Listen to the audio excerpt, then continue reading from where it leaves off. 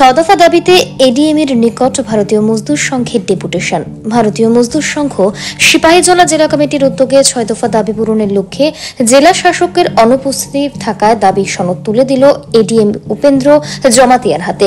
ভারতীয় মজদুর সংঘ রাজ্য কমিটির নির্দেশে অনুসারে রাজ্যের সব কয়টি জেলার সাথে তাল মিলিয়ে সিপাহীজলা জেলা কমিটির উদ্যোগে মঙ্গলবার সিপাহীজলা জেলা এডিএম এর হাতে দাবি সনদ তুলে দিল ভারতীয় মজদুর সংঘ সিপাহীজলা জেলা কমিটির এক প্রতিনিধি দল।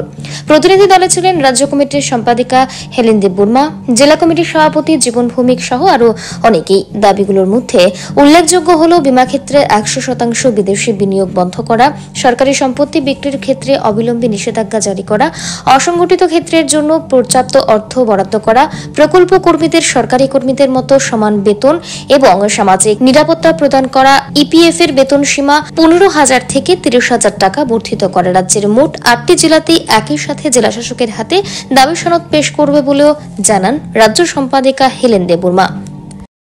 আজকে আমরা কেন্দ্রীয় নির্দেশিকা অনুসারে 8টি জেলা একই সাথে আমরা ডিএম স্যারের কাছে ডেপুটেশন প্রদান করেছি। এখানে আমরা 6টা দাবির ভিত্তিতে ডেপুটেশনের একটা স্মারকলিপি স্যারের কাছে দিয়েছি।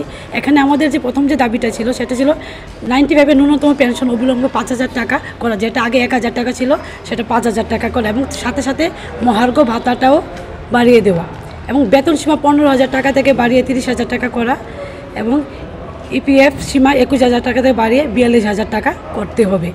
তারপরে সম্পত্তির বিক্রির উপর যাতে নিষেধাজ্ঞা একটা জারি করা, সরকারি সম্পত্তির উপর একটা নিষেধাজ্ঞা, বিক্রির ক্ষেত্রে নিষেধাজ্ঞা জারি করা, বিমা আর্থিক খাতে 100% বিদেশি বিনিয়োগ বন্ধ করতে হবে, প্রকল্প কর্মীদের সরকারি কর্মচারীদের সমান বেতন ও সামাজিক নিরাপত্তা দিতে হবে, এবং সংগঠিত ক্ষেত্রে পর্যাপ্ত তহবিল উপলব্ধ করতে হবে। এগুলি ছিল আমাদের 6টা দাবি আমরা যা আজকে প্রদান করেছি।